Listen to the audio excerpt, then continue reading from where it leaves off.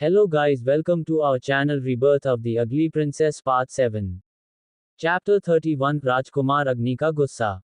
अब आगे। सुप्रिया के इस तरह राजकुमार राजवीर को अनदेखा करके जाता हुआ देखकर राजकुमार राजवीर काफी दुखी हो गई, जो अपनी उन हरी आंखों में हल्की सी उदासी लिए कुछ पलों तक उस छोटी सी आकृति को अपने आप से दूर जाता देखते रहे, जो उन्हें पीछे से चलते हुए भी किसी जंगली शेरनी की तरह खूंखार मगर शांत नजर आ रही थी। राजवीर ने अपने जीवन में कई राज्यों की परम से परम सुंदर राजकुमारियों को देखा था, परंतु वह सब परम सुंदरी होने के बावजूद भी राजवीर को कभी उनमें कोई रुचि नहीं आई। पर न जाने क्यों सिंह महल की यह अनजान बेटी, जिसका व्यक्तित्व ही उसके परिवार द्वारा पूरी तरह नष्ट कर दिया गया था, वह कुछ ही पलों में उनकी नजरों में ऐसी बसी कि वह ना चाहते हुए भी बार बार सुप्रिया की तरफ आकर्षित हो रहे थे। वही वह सुनहरी आंखें, जो कुछ समय पहले तक अपनी प्यार भरी आंखों से सुप्रिया को देख रही थी। वह राजकुमार राजवीर को इस तरह सुप्रिया के करीब जाता देख गुस्से में लाल और भयानक हो चुकी थी, जो बस एकटक सामने सुप्रिया की दिशा में देखते हुए राजकुमार राजवीर को अपनी गुस्से में दहकती हुई आंखों से घूरती रही, और कुछ ही समय में वह सुप्रिया के स्थान से गायब हो गई। वही राजकुमार राजवीर भी अपनी आंखों में निराशा लिए सिंह महल से चले गए। रात का समय बल्लभगढ़ राज्य का जंगल। बल्लभगढ़ राज्य के सबसे अंधेरे और खतरनाक दिशा की गहराइयों में छुपी एक गुफा के अंदर कुछ लोगों की दर्द से भरी भयानक आवाजें आसपास के माहौल को और अधिक भयानक और डरावना बना रही थी। जो चीखें बहुत ही दर्दनाक और भयानक थी, ऐसे कि जैसे किसी इंसान को जीते जी नरक की आग में धकेल दिया हो। वही उस अंधेरे से भरी गुफा के गहरे हिस्से में बने एक स्थान के बीचों बीच तकरीबन 8 से 10 लोग, जिन्हें मोटी नुकीली जंजीरों से बंधा हुआ था, दर्द से तड़पते हुए एक अंधेरे हिस्से की तरफ देखते हुए बार बार उन्हें मृत्यु देने की गुहार लगा रहे थे। जिन सभी आवाजों को अपनी आंखें बंद किए हुए कुछ दूरी पर एक सिंहासन, जो पूरी तरह अंधेरे में डूबा हुआ था, बैठा युवक बिना किसी भाव के सुन रहा था। अचानक उस युवक की आवाज उस अंधेरी गुफा के अंदर गूंज उठी, जिस आवाज को सुनते ही वह 8 लोग, जो अभी तक दर्द के कारण चिल्ला रहे थे, डर के कारण शांत पड़ गए। क्या तुम लोगों को पता है, एक इंसान के लिए मौत से ज्यादा बुरी जिंदगी क्या होती है? कहते हुए उस अंधेरे में छुपे हुए युवक ने धीरे धीरे अपने सर को बाहर निकलते हुए अपनी आंखों को खोला, जिसकी सुनहरी लाल आंखों को देखकर सामने जंजीरों में लिपटे वह 8 आदमी बुरी तरह कांप उठे। वह होता है जीते जी रोज मरने की दुआ मांगना, कहते हुए वह खूबसूरत युवक, जो और कोई नहीं बल्कि राजकुमार अग्नि थे। उनकी एक भयानक ठंडी हंसी उस पूरी गुफा में गूंज उठी, परंतु अचानक ही उनकी वह हंसी शांत हो गई, और वह गुस्से से अपने स्थान से खड़े होते हुए सामने की तरफ बढ़े, और अपने सामने मौजूद लोगों को तरफ देखते हुए कहने लगे, तुम सभी को क्या लगा कि मुझे कुछ पता नहीं चलेगा? क्या तुम्हें ऐसा लगता था कि तुम मेरी पीठ पीछे साजिशें करोगे, मेरे खास बनाकर मुझे धोखा देने की कोशिश करोगे, और मैं बेवकूफ की तरह तुम लोगों पर विश्वास कर लूंगा? कहते हुए राजकुमार अग्नि की आवाज बीतते समय के साथ और डरावनी होती जा रही थी, और फिर कुछ सोचने का नाटक करते हुए आगे कहा, क्या तुम लोगों को मैं एक राज की बात बताऊं?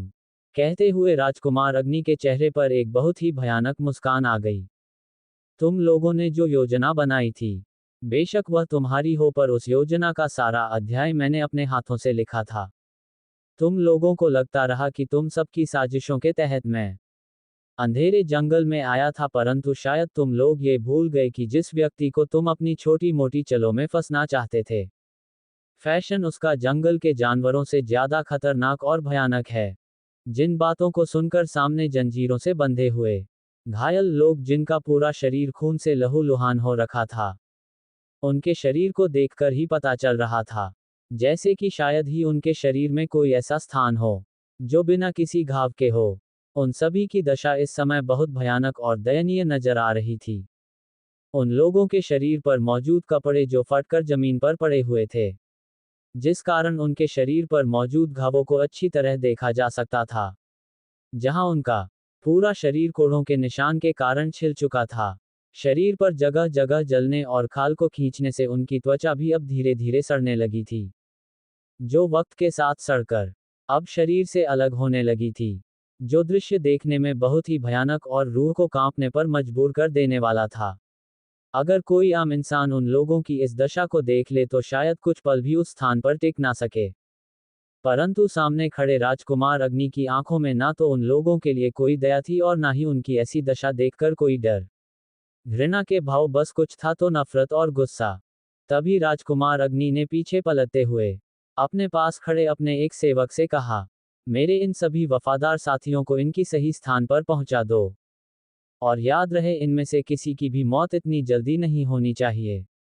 जिसे सुनकर वहां उपस्थित वह 8 लोग, जो अपनी बेवकूफी के कारण ये जानते हुए भी कि राजकुमार अग्नि एक इंसान के भेष में राक्षस है, उनके खिलाफ साजिश करने की गलती कर चुके थे, जो पहले से ही मौत से पत्थर सजा को इन 4 दिनों में भूख चुके थे, वह राजकुमार अग्नि के ऐसे आदेश को सुनकर और बुरी तरह कांपने लगे। वह लोग अब अंदाजा भी नहीं लगा सकते थे कि उनके आने वाला समय कितना भयानक होने वाला था, जिसे सोचकर उन लोगों ने रोते चिल्लाते हुए बार बार राजकुमार अग्नि से क्षमा मांगने की कोशिश करें। जिन चिकनी चिल्लाने की आवाजों को सुनकर भी राजकुमार अग्नि को ज्यादा फर्क नहीं पड़, और वह वापस अपने सिंहासन पर बैठते हुए अपने साथ खड़े अपने एक सेवक को आदेश देते हुए कहने लगे, हम कल शौर्य महल जाएंगे, इंतजाम करो। जिनकी बातें सुनकर वहां उपस्थित कुछ सेवक, जिन्होंने पूरी तरह अपने आप को कल वस्त्रों से ढका हुआ था, वह तुरंत अपने मालिक का आदेश सुन अपना सर झुकाते हुए उसे गुफा से चले गए।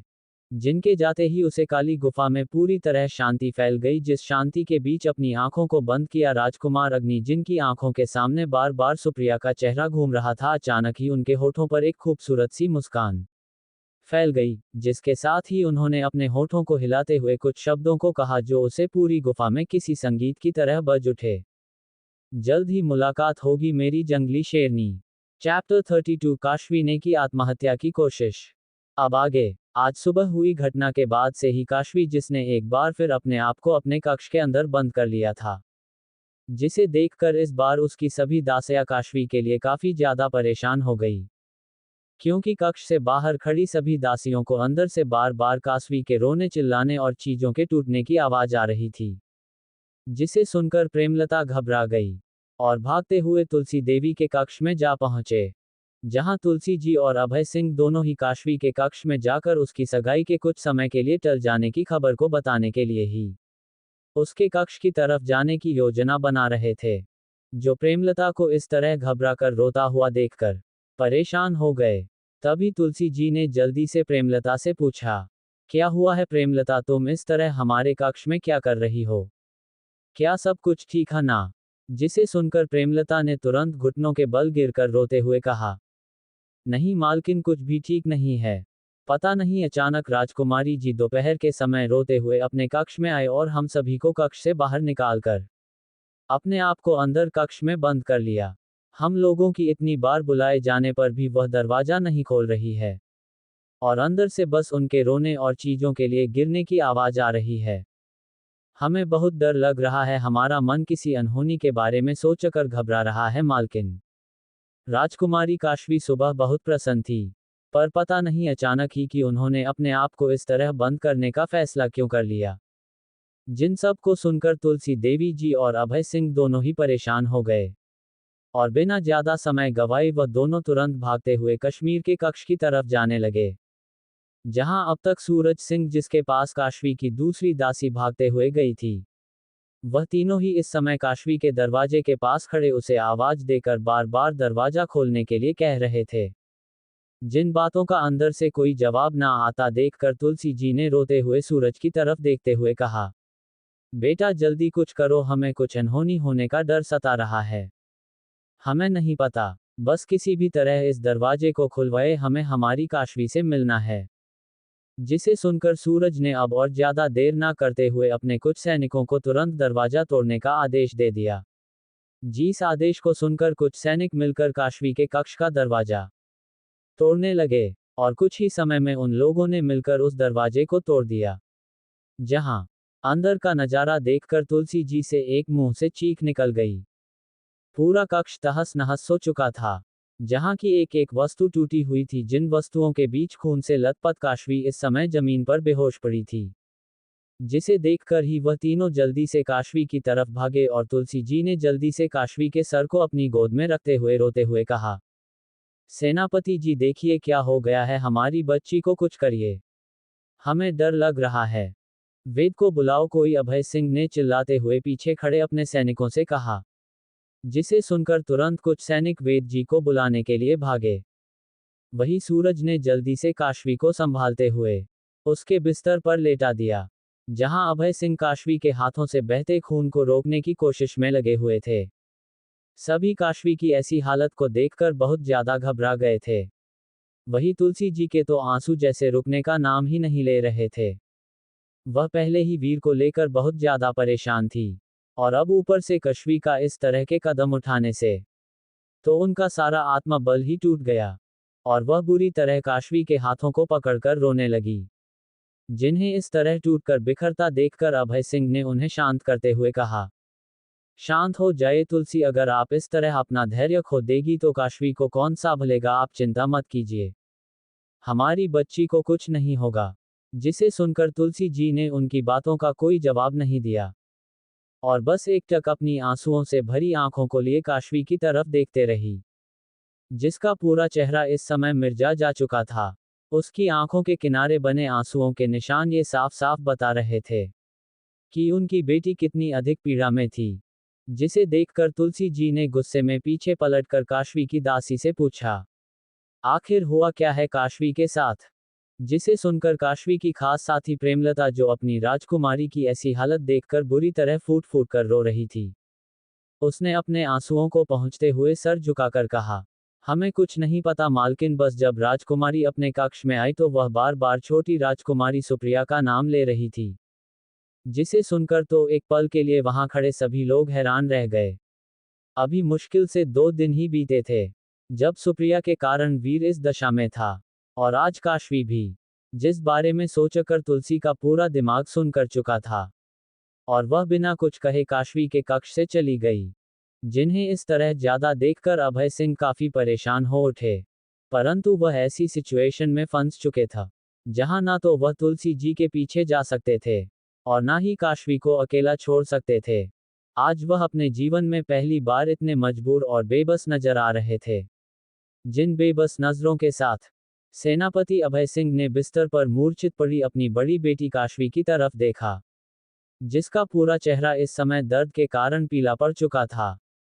उन्होंने कभी अपने सपने में भी नहीं सोचा था कि उनकी बड़ी पुत्री, जो हमेशा से इतनी समझदार थी, वह कभी ऐसा कदम उठाएगी। कहीं ना कहीं अभय सिंह को अंदाजा हो चुका था कि जरूर काशवी ने आज बैठक में हुई शौर्य वंश और सिंह वंश के बीच की बातचीत को सुन लिया था। क्या उन्होंने अपनी संतानों को इतना अधिक कमजोर बनाया था कि वह अपनी जिंदगी के ऐसे छोटे छोटे फैसलों को बिना संभाल सके। उन्हें हमेशा से लगता था कि उन्होंने अपने तीनों बच्चों को बहुत अच्छी शिक्षा दी है, परंतु इन कुछ दिनों में वीर और काशवी के व्यवहार ने उन्हें बुरी तरह परेशानी में डाल दिया था। वह जितनी बार भी अपने संयम को बनाते हुए अपने परिवार की डोर को संभालने की कोशिश कर रहे थे, उनका पूरा परिवार एक बार फिर उन्हें अपनी आंखों के सामने बिखरता हुआ नजर आ रहा था।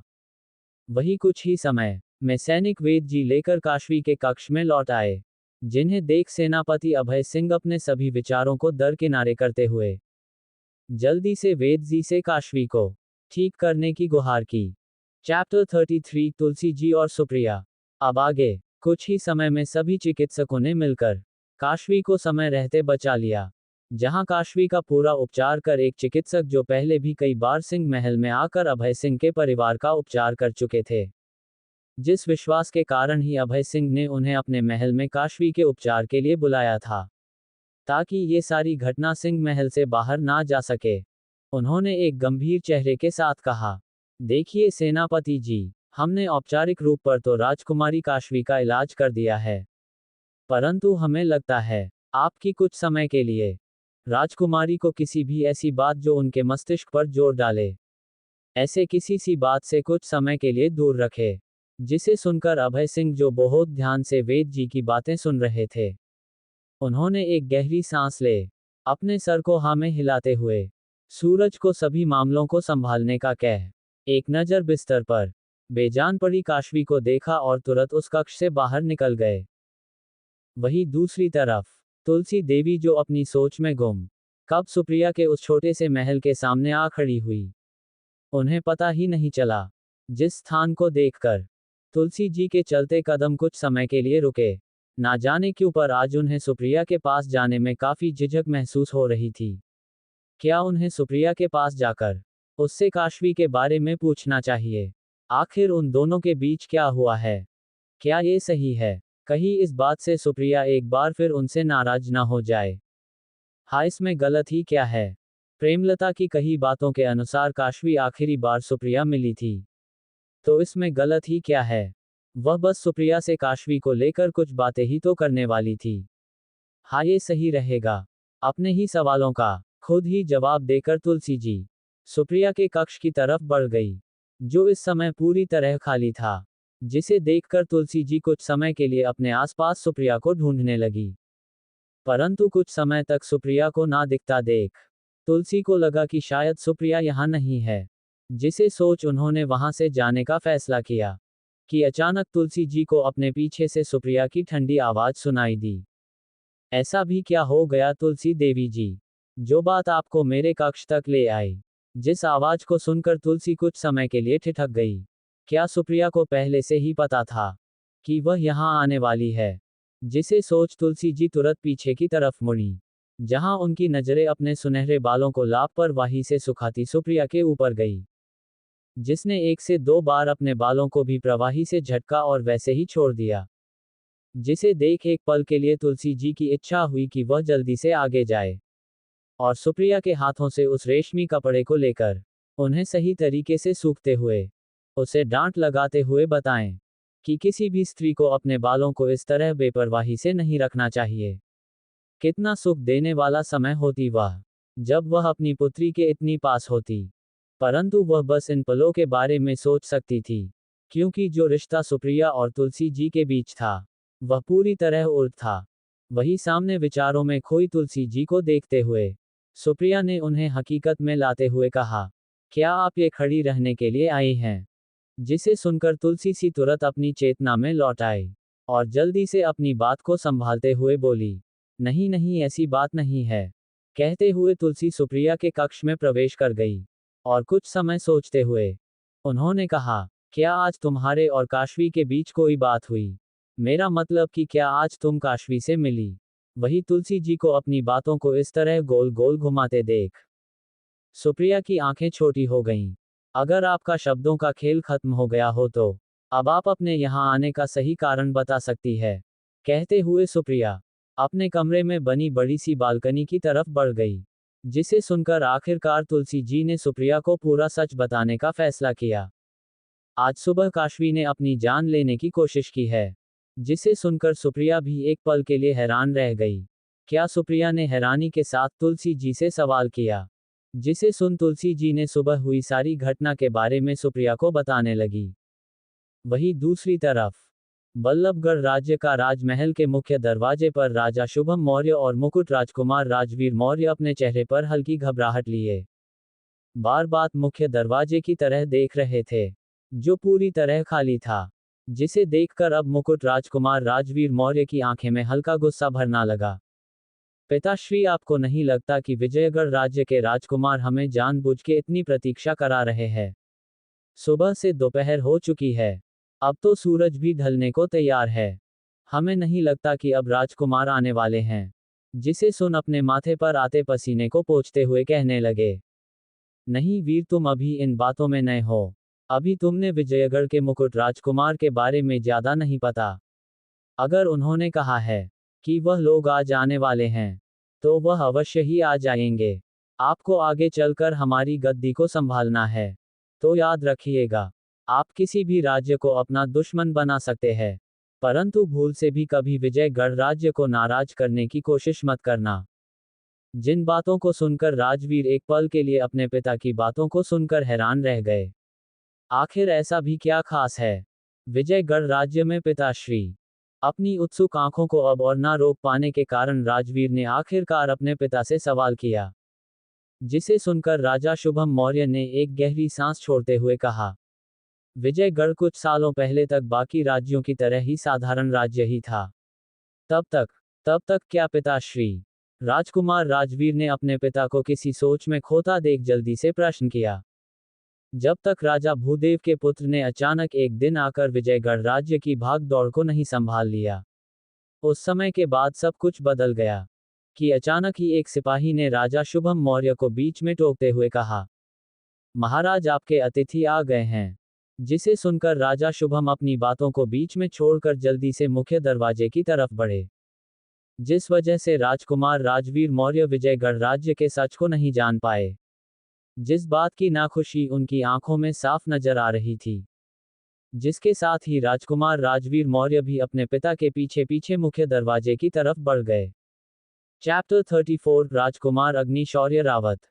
अब आगे राजा शुभम मौर्य और राजकुमार राजवीर मौर्य दोनों ही कुछ समय में मुख्य दरवाजे पर जा पहुंचे, जहां उन्हें अपने सामने कुछ दूरी से शाही घुड़सवार आते हुए दिखाई दिए, जो लगभग एक बड़ी टुकड़ी के समान थे। जिन घुड़सवारों के बीचों बीच एक बैंगनी रंग की शाही पोशाक पहने युवक, जिसका चेहरा इस समय एक सुनहरे मास्क से ढका हुआ था, अपने काले घोड़े पर सवार होकर सबसे आगे चल रहा था, जिसके शरीर से निकलती आभा बहुत ही मजबूत और शक्तिशाली थी, जिसे कुछ दूरी पर खड़े राजा शुभम मौर्य और यहां तक कि एक मजबूत आभा रखने वाले राजकुमार राजवीर मौर्य भी बहुत अच्छी तरह महसूस कर सकते थे। जिससे कुछ पल के लिए वह दोनों ही अपने चेहरे को ऊपर की तरफ खड़ा नहीं कर पाए, और तुरंत ही उनकी नजरें नीचे की तरफ हो गई। राजा शुभम मौर्य के आसपास खड़े किसी भी व्यक्ति में इतनी हिम्मत नहीं थी कि वह सामने से आते उसे युवक की सुनहरी आंखों में आंच डालकर देख सके, जिस कारण न चाहते हुए भी मुख्य दरवाजे पर उपस्थित सभी लोगों का सर अपने आप ही नीचे की तरफ झुक गया। विजयगढ़ राज्य के मुकुट राजकुमार अग्निशौर्य रावत बल्लभगढ़ राज्य में पधार चुके थे, जिनके स्वागत के लिए पूरे राज दरबार को स्वयं चलकर महल के दरवाजे तक आना पड़ा। कुछ ही समय में वह सभी सैनिकों की टुकड़ियां महल के अंदर प्रवेश कर गई, जिनके बीच से होते हुए राजकुमार अग्निशौर्य रावत राजा शुभम मौर्य के सामने आ खड़े हुए, जिनके लंबे चौड़े मजबूत आभा वाले शरीर की छाया के नीचे आते ही अचानक राजा शुभम मौर्य अपने आप को किसी गहरे डरावने अंधेरे में जाते हुए महसूस करने लगे, जिसे महसूस कर उन्होंने तुरंत अपने सर को नीचे कर राजकुमार अग्निशौर्य रावत का उनके राज्य में अभिवादन किया। वही कुछ दूरी पर खड़े राजकुमार राजवीर मौर्य, जो अपने पिता को इस तरह दबाए जाने पर बिल्कुल खुश नहीं थे। आखिरकार ये राजकुमार कितना भी शक्तिशाली क्यों ना हो, उसका राज्य कितना भी विशाल क्यों ना हो, उसके पिता एक राजा थे। उनका इस तरह एक राजकुमार के सामने अपना सर झुकाए जाना किसी गहरे अपमान से कम नहीं था। क्या यह एक तानाशाही नहीं हुई, जो विजयगढ़ राज्य के इस घमंडी राजकुमार द्वारा उसके पिता पर किया जा रहा था? उसके इस तरह के व्यवहार ने राजवीर के गुस्से को उस घमंडी राजकुमार पर और बढ़ा दिया। परंतु अपने पिता के कारण ना चाहते हुए भी राजवीर को चुप रहना पड़ा। वह बस अपने गुस्से और नफरत को अपने मन के अंदर ही रख सकते थे। कुछ समय में सभी लोग राजमहल के दरबार की तरह चले गए, जहां राजगद्दी पर बैठे राजा शुभम मौर्य बड़े उत्साह के साथ राजकुमार अग्नि की अवभगत में लगे हुए थे। लगभग पूरे महल के सेवक इस समय राज दरबार में थे, जो सभी राज दरबार में आए खास मेहमानों की अवभगत में लगे हुए थे। वही राजा शुभम मौर्य से कुछ दूरी पर बैठे राजकुमार अग्नि, जो अपने हाथ में उपस्थित चाय की प्याली के ऊपर अपनी उंगलियों को घुमाते हुए अपनी ही सोच में गुम थे।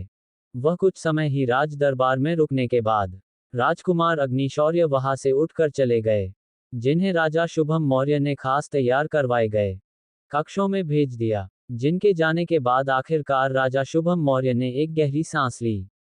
इस कुछ ही समय में राजकुमार के साथ रहकर राजा शुभम मौर्य का दिल उनके मुंह में आने को तैयार था। आखिर एक युवा युवक इतना ज्यादा डरावना भी हो सकता है?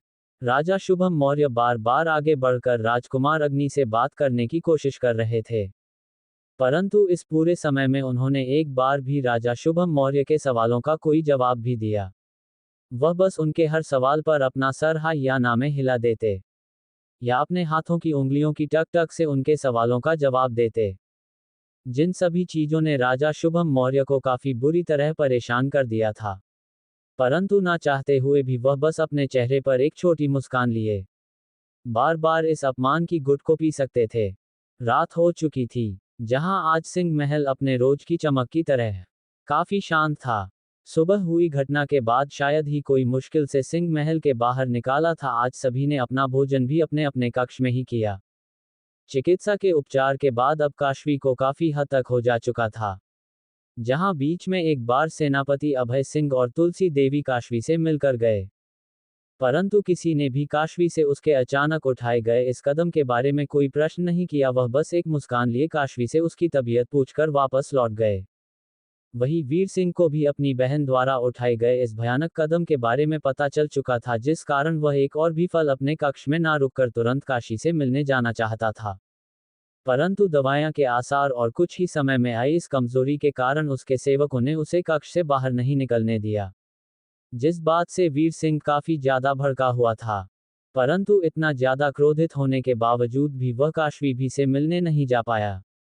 वही सूरज सिंह इस पूरे समय में काफी ज्यादा व्यस्त थे। अपने भाई के बीमार हो जाने पर काशवी के इस कदम को उठाने के बाद सेनापति अभय सिंह के स्वास्थ्य पर इस चीज का काफी गहरा असर पड़ा था, जिस कारण वह अभी इस अवस्था में नहीं थे कि बाहर जाकर अपने सेवा के कार्यों को संभाल सके, जिस कारण सूरज सिंह ही सुबह से अपनी सेवा के सभी कार्यों को समाप्त करने में लगे हुए थे। इस कारण वह देर रात वापस सिंह महल में लौटे और एक नज़र कश्मीर को देखने के बाद अपने कक्ष में चले गए।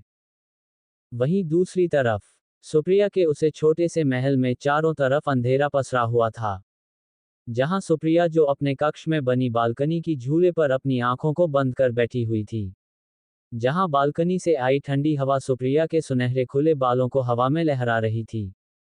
जहां उसे हल्के हिले झूले के बीच में लेटी हुई सुप्रिया इस समय किसी गहरी सोच में थी। तभी एक काला लाबिज पहने युवक सुप्रिया के कक्ष में आया और तुरंत अपना सर झुकाकर उसने सुप्रिया से कहा, मालिक, बॉर्डर की गतिविधियां बढ़ चुकी है। दूसरे राज्य की कुछ सेना टुकड़ियों को बॉर्डर पर इकट्ठा होते हुए देखा गया है। हमें लगता है कुछ ही समय में बल्लभगढ़ राज्य और सोम राज्य के बीच एक बड़ा युद्ध छिड़ने वाला है। सोम राज्य के कुछ सैनिकों को भी बल्लभगढ़ राज्य के कुछ भीतरी हिस्सों में देखा गया है, जिनमें बहुत से सैनिकों को छोटे सेनापति सूरज सिंह द्वारा पकड़े जाने की भी खबर बाहर आई है। क्या आपको इसमें कुछ करना चाहिए? जिन सभी बातों को सुन रही सुप्रिया ने आखिरकार अपनी नीली आंखों को खोल लिया, जिसकी नीली आंखें अचानक आसमान में चमकते चांद से जा मिली, जहां आसमान में चमकते चांद की शीतलता ने कुछ समय के लिए सुप्रिया की उन नीली दहकती आंखों को ठंडा कर दिया। तभी सुप्रिया की आवाज उसे शांत कक्ष में गूंजी, नहीं, ये हमारा कार्य नहीं है। जब तक हमें इस बात से कोई हानि नहीं होगी, तब तक हम इस मामले में हस्तक्षेप करने की आवश्यकता नहीं है। परंतु मलिक, बल्लभगढ़ राज्य द्वारा बार बार कॉल सेवा को उनके राज्य में आमंत्रित करने के लिए लोगों को भेजा जा रहा है। जिन बातों को सुनकर सुप्रिया ने कुछ समझ चुप रहने के बाद जवाब दिया, इंतजार करने दो, जब सही समय आएगा तो एक उचित वास्तु के सौदे के साथ कलसी को यहां भेजने का आदेश दे दिया जाएगा। जिसे सुनकर वह काला लिबास पहने युवक तुरंत उसे जगह से गायब हो गया, जिसके जाने के बाद सुप्रिया ने एक बार फिर अपने शरीर को पीछे रखे झूले की तरफ धकेल दिया और अपनी आंखों को बंद कर आज सुबह उसके और तुलसी जी के बीच हुई बातों के बारे में सोचने लगी। जब तुलसी जी ने सुप्रिया को काशवी के इस तरह आत्महत्या करने के बारे में बताया, तो कश्मीर के इस कदम के बारे में सुनकर सुप्रिया भी कुछ समय के लिए हैरान हो गई थी। उसने कभी उम्मीद नहीं की थी कि काशवी कभी इतना बड़ा कदम भी उठा सकती है। पर तो बहुत समय सोने के बाद भी सुप्रिया को यह समझ नहीं आया कि आखिर काशवी के इस तरह इस कदम के बीच में उसका क्या पद था। Chapter 35. Hello, this is last part of the story. Keep support us our channel The Story Junction 01. Story name: Rebirth of the Ugly Princess.